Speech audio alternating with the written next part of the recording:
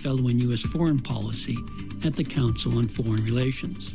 This week's topic is the China-Philippines standoff.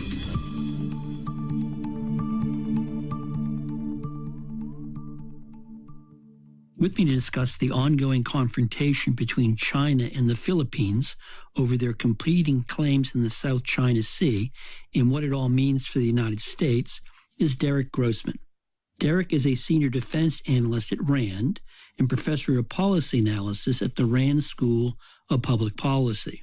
He has written extensively on Indo-Pacific security issues, U.S.-China competition, and Asian geopolitical competition.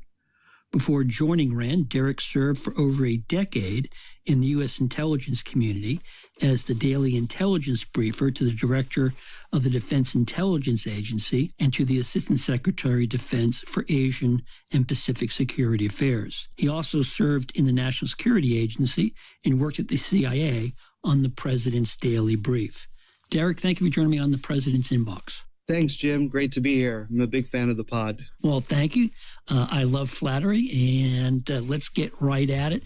If we could, Derek, could you tell me about the Sierra Madre, the ship that the Philippines ran aground in the Second Thomas Shoal in the Spratly Islands about 25 years ago? Sure. Yeah. So the Sierra Madre is a World War II era Navy ship that, as you said, the Philippines decided to intentionally ground back in 1999. And the reason why they did that is to demonstrate by forming a new military facility on Second Thomas Shoal that their exclusive economic zone, their EEZ, is in fact their EEZ, both legally and per international norms of behavior. And that has really angered the Chinese because the Chinese have a very expansive claim in the South China Sea based on historical territorial rights, so in contravention of international law norms of behavior, that overlaps with the Second Thomas Shoal and many other features between the Philippines and China. And the Chinese claim is what we know as the 9-dash line? That's right, although it's been recently updated to the 10-dash line, which includes a dash through the Taiwan Strait, but it's commonly still referred to as the 9-dash line. So help me understand a little bit about what we're talking about specifically in terms of the Spratly Islands and the Second Thomas Shoal. We're not talking about beachfront property where you put up a beach umbrella and bring a cooler of your favorite adult beverages. These are maritime features that are under the water but close to the surface. So why exactly does having a ship, which by my understanding is rotting and falling apart, prove any claim? Well, like you said, these are not beachfront property. These are, in fact, I'm very careful not to say that they are islands because many or most of them are actually not islands by the technical definition. I like to use the term features because many are submerged during high tide and things like that. So in the case of grounding the Sierra Madre, the purpose was to show that this is, in fact, part of the Philippines' EEZ. It's one way to do it. It's not the only way to do it, of course. And the reality is in the Spratly Islands, that's where most of the disputes are in the South China Sea. There's several other areas, for example, the Paracel Islands, Scarborough Shoal, there's others, right? But the Spratlys is where there's the most overlap, not just between China and the Philippines, but also between China and Malaysia, China and Brunei, a little bit between China and Indonesia, even though Indonesia is not a formal counterclaimant to China on this, right? And then, of course, Vietnam, right? And then all of the countries that I just mentioned in Southeast Asia, they, to some extent, have overlapping claims with each other, right? So this is a dispute that is ongoing and doesn't really have a clear solution. Back in 2014, the Philippines took China to an international arbitration tribunal, and they were able to get a ruling in 2016 in their favor. But that's a court ruling and not necessarily an enforceable ruling, right? So that's why the standoffs continue in the South China Sea. So, Derek, help me understand the legal issue at play, because China is a party to the UN Convention on the Law of the Sea. The Philippines is as well. The reason that countries drafted UNCLOS, as it's called, was to settle issues like this. So why is there a dispute, particularly given that Philippines did win this international tribunal hearing? And I understand the Chinese rejected the conclusion of the international tribunal. But I often hear Chinese officials tell me how they're committed to the rule of law and a stable world order in peaceful relations. So what is their argument for giving the back of the hand to this finding by an international arbitration panel? Yeah, it's really quite the contradiction, Jim, because China was one of the originators of UNCLOS. They were in the room when it was formed. And several decades have passed now. And what I think has changed is that China has improved its military capabilities. It is much stronger in the South China Sea and elsewhere, mainly due to its strong economy. And it is said, on many occasions that essentially might makes right. Bigger countries should rule over smaller countries, right?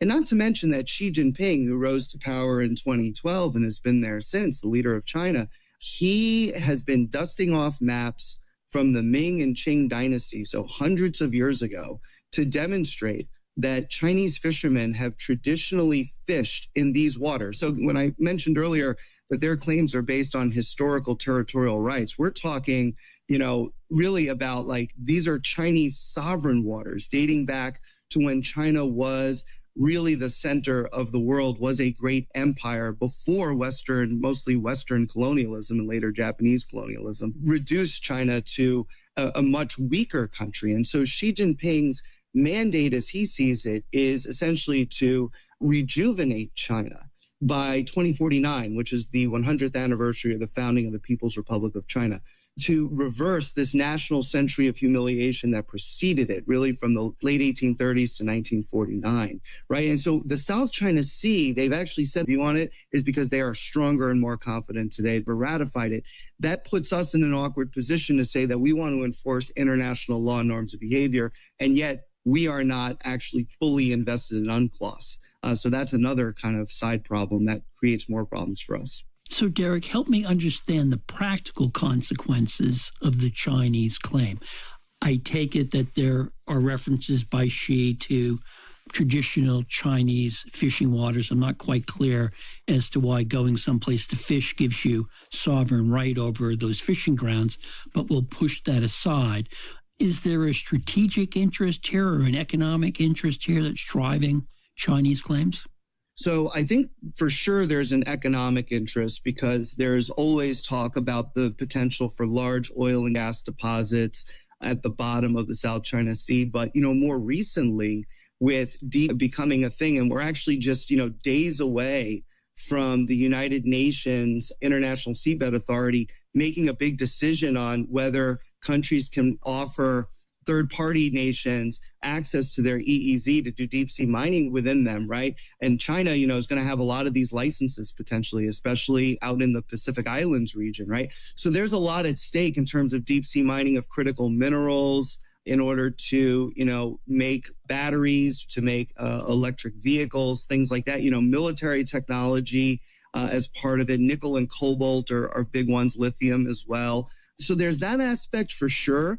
But I would say that the most important thing, frankly, is the fishing, right? Because as China's middle class continues to expand, their literally and figuratively, their appetite for fish and more broadly for seafood is exploding.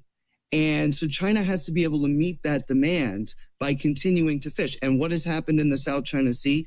Overfishing. And it's not just China, it's also Vietnam and the Philippines in particular, but there's others, right, who are engaged in overfishing, destruction of the coral reef environments, which serve as the ecosystems for the fish, so the fish cannot reproduce. And not to mention, there's also pollution, right, that dramatically impacts the condition of the South China Sea, and climate change, where fish are moving away to different areas. And so I've been told by scientists on this that, in fact, fisheries in the South China Sea might be 90% gone and never coming back. And that's why we see Chinese deep sea fleets farther afield from the South China Sea. But that doesn't mean that there aren't still some good areas of fishing. Scarborough Shoal in particular, which is also disputed with the Philippines. China took it over peacefully in I mean, peacefully, quote unquote, right? But peacefully in 2012 by using its Coast Guard and elbowing Filipino fishermen out of the way.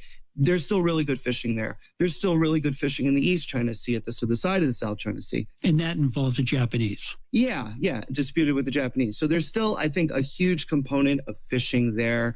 And then strategically, I mean, why not have bases in the South China Sea? Right now, China has 3 in the Spratlys, 1 in the Parasols, in order to continue to intimidate regional neighbors that can't fight back as effectively as the United States. Most importantly, Vietnam, right? Because Vietnam's EEZ has tremendous overlap with China, and China wants to be able to intimidate Vietnam so that they are unable to conduct fishing there alongside the Chinese or without the permission of the Chinese. The confrontation between China and the Philippines, Derek, has seemingly escalated over the last 12 to 18 months as the Chinese have sent vessels in to prevent the Philippines from resupplying the naval and marine contingent that is on the Sierra Madre. And again, this is part of the desire of Manila to want to establish that this is to the elements. So tell me a little bit about the nature of the escalation and what each side sees itself as doing. So for the Filipino side, their primary objective is maintaining the Sierra Madre on Second Thomas Shoal. As you mentioned, it's been there now, so really for over 25 years, it's rusting away, right? And in order to keep that ship in place as part of their resupply, they need to bring in materials that can reinforce the ship. And in addition, they have Filipino troops that are stationed on the ship. So they need to do waste removal and they need to bring in food and other supplies to maintain that outpost. For the Chinese side, they're trying to disrupt that resupply. And ultimately what they want is for the Philippines to drag the ship off Second Thomas and admit that they were wrong in grounding it in the first place. But a second best option would be to have the Sierra Madre simply just fall apart into the ocean. And then there is no more need for a resupply. So what's wound up happening is that every few months, the Filipinos need to do the resupply. And they were not telling the Chinese in advance that they were going to do this. But of course, the Chinese, with their advanced surveillance capabilities, were able to tell well in advance, that the Philippines were going to do this. And so then they would intercept. And in order to not trigger the U.S.-Philippines Mutual Defense Treaty from 1951, which says that if, the Philippines government or military assets are ever attacked, that would trigger the treaty that would bring the U.S. into the fold, right? So in order to not trigger that treaty, the Chinese have been engaged in gray zone operations. And this has taken multiple forms, such as firing water cannons at resupply ships, harassing them, trying to blind assets with military-grade lasers, things like that.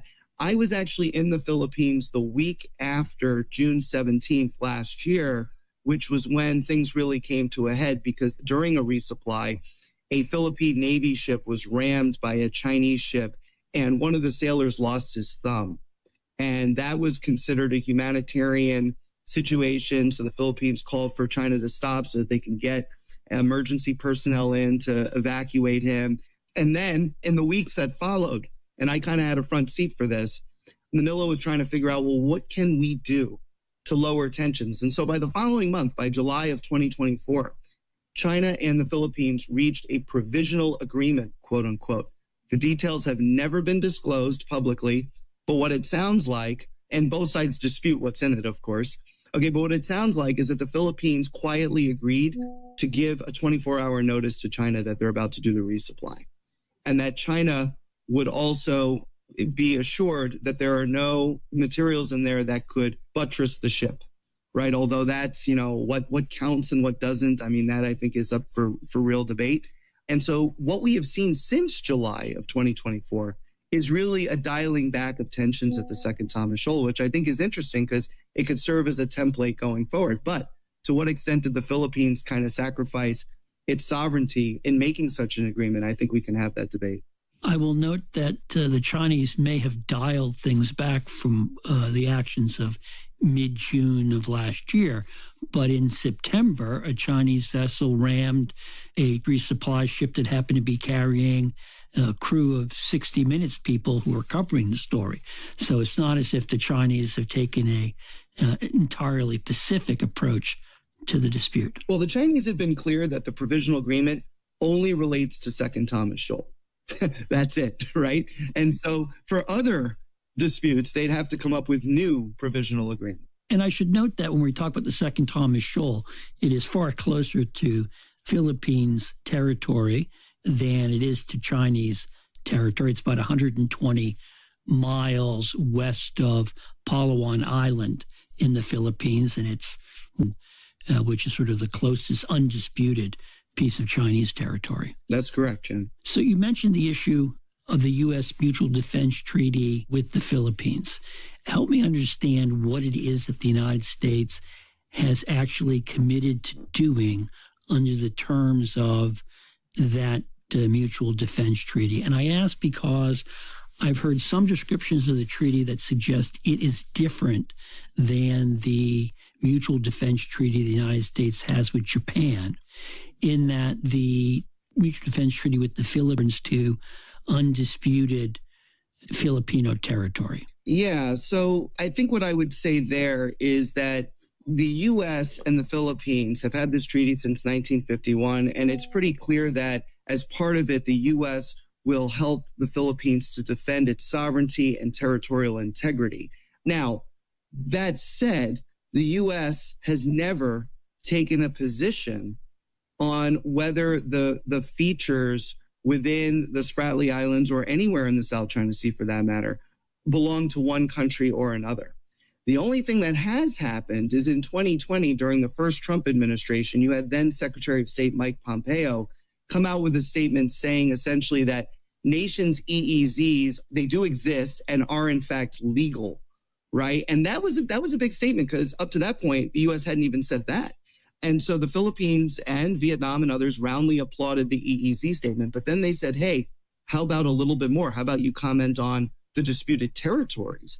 And that is something we have not done. Now, in the case of Japan, we have said that Japan's claim over the Senkaku Diaoyu dispute is, in fact, part of Japan. So we labeled those islands as the Senkaku Islands in the East China Sea.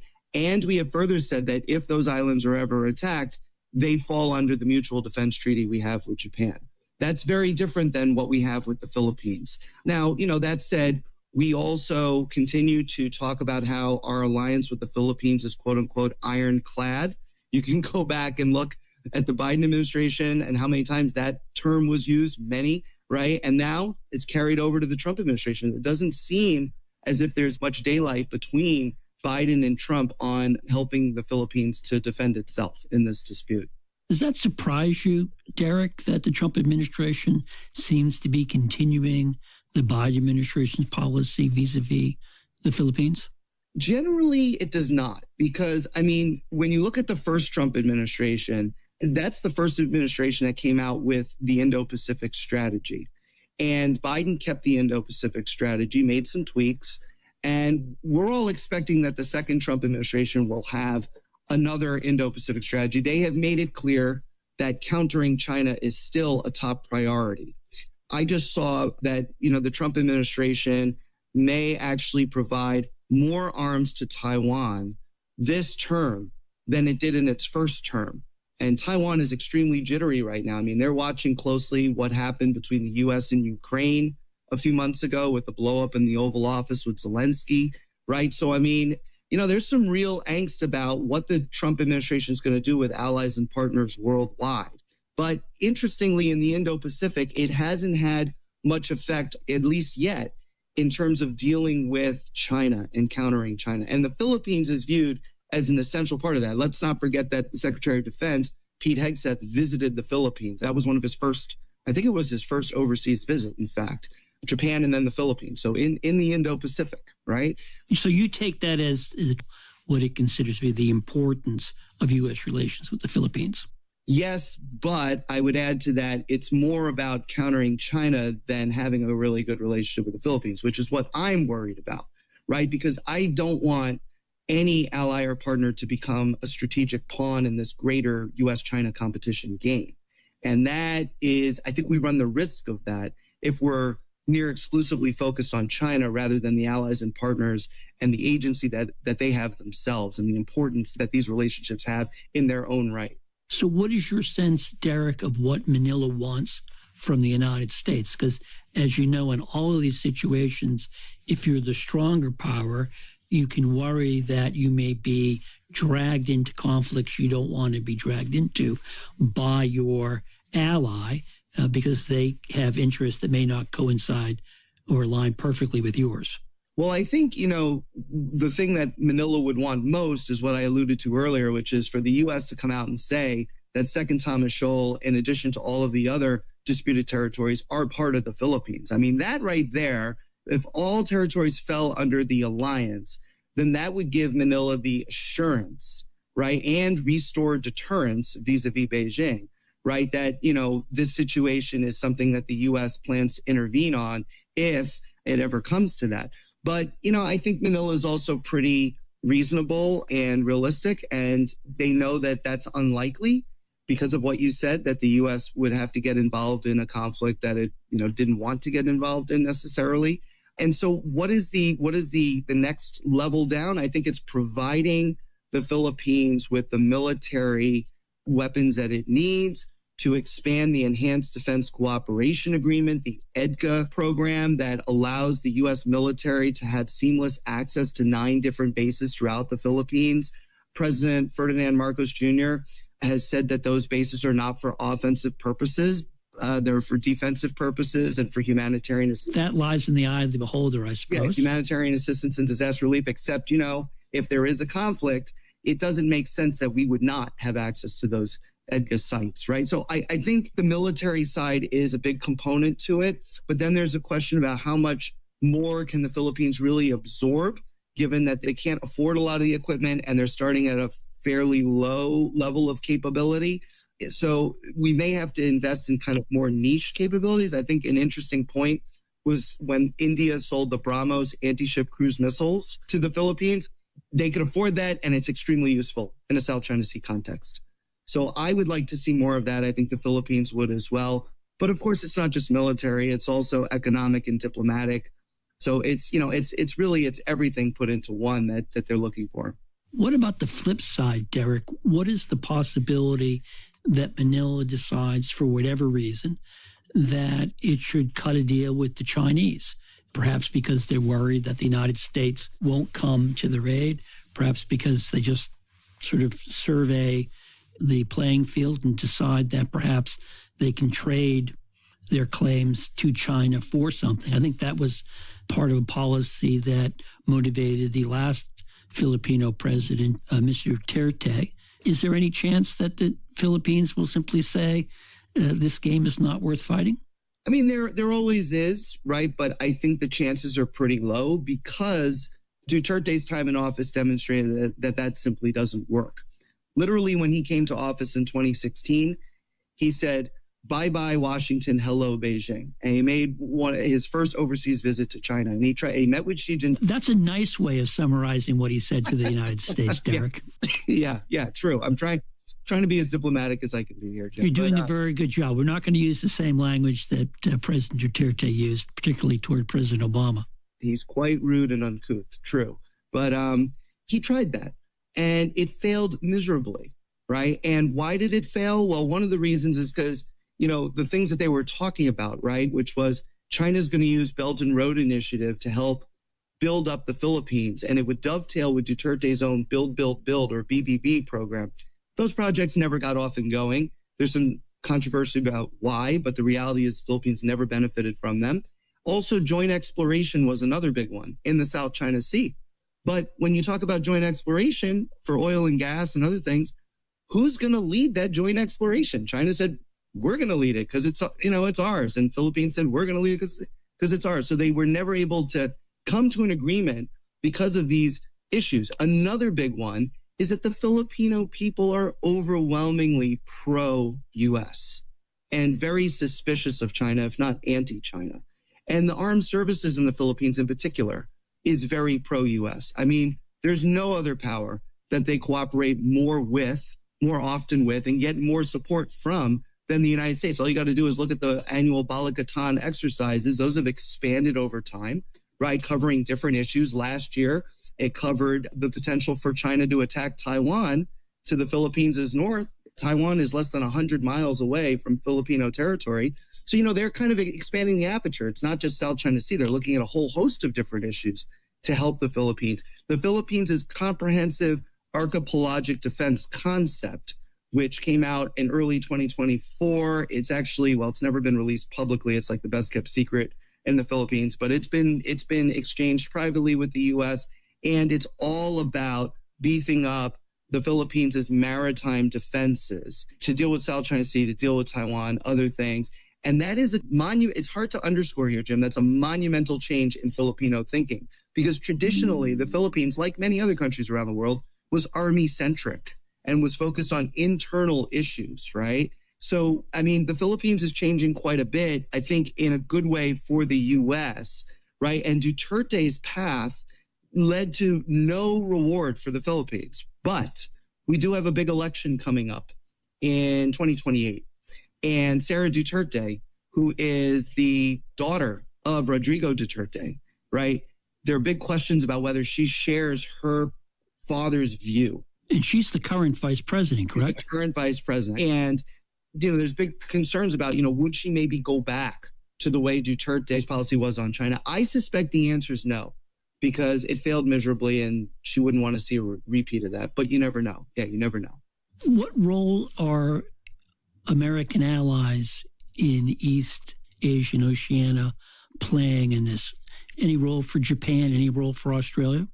Absolutely, yeah. So, one of the things that the Philippines has been doing is reaching out to neighboring countries to sign defense and security agreements with them. And so with Japan, there's a reciprocal access pact that they've signed, so Japanese troops can actually deploy to the Philippines and vice versa. This is a whole other segment for you, but for Japan to be engaging in these types of agreements, Japan is changing before our eyes. This is an incredible change as well for Japan, right? To break out of their mostly pacifist constitution that prioritizes defense of Japan. They're doing stuff abroad now.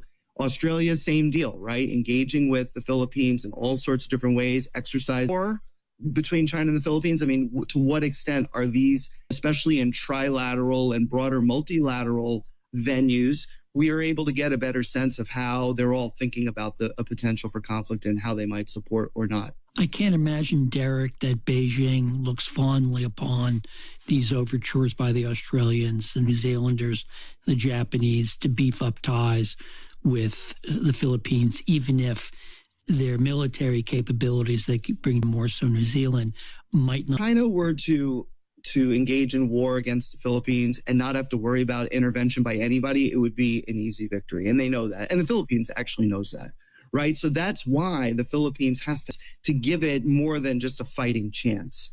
And so, yeah, that's why is this assertive transparency initiative, right? Which is to videotape every incident that happens and to post it for the entire world to see.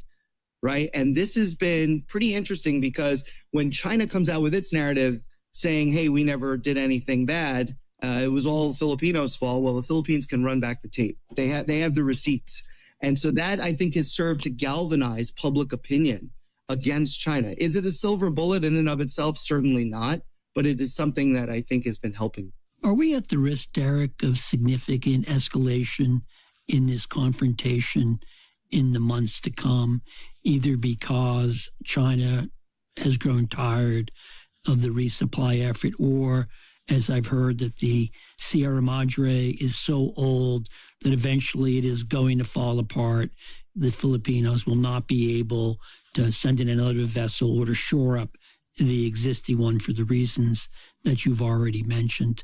Just give me some sort of assessment of whether you think this is sort of in a stasis and we're not going to think much about it, or whether all of a sudden people around the world are going to learn about the second Scarborough Shoal. Yeah. So I think it's great that the provisional agreement has been holding, but I don't expect it to hold forever or even really into the next year or two.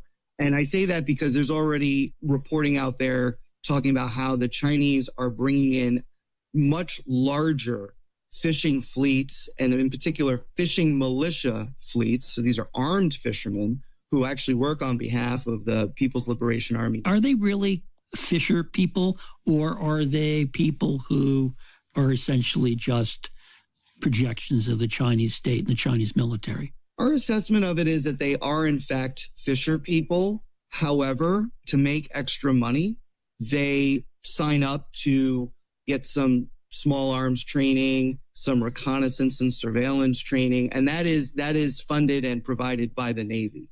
And so it's like, remember after 9/11, those signs you would see that say, if you see something, say something.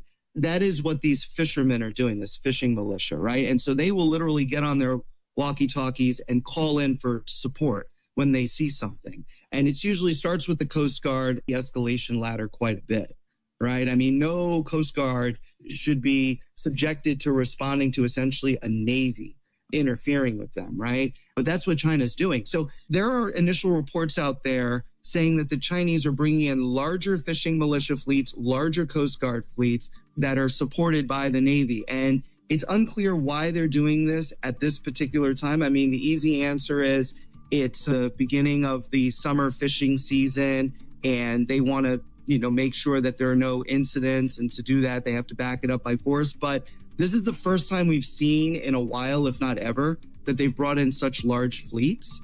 And so now there are concerns that, well, maybe they're testing whether the U.S. is willing to really support the Philippines and to support, to some extent, Vietnam and Malaysia and Brunei and Indonesia in their, squabbles against the Chinese, right? Anytime there's a new president, in the first few months, we see China and Russia and others, trying to probe and see to what extent the U.S. is really going to be a credible player with this new administration. So there may be an aspect of that as well. It's kind of hard to tell. What I hear you telling me, Derek, is stay tuned. It's always stay tuned, Jim. Yep. On that note, I'll close up this episode of the President's Inbox. My guest has been Derek Grossman, Senior Defense Analyst at RAND and Professor of Policy Analysis at the RAND School of Public Policy. Derek, thank you very much for joining me. Thanks. Thanks, Jim. Take care.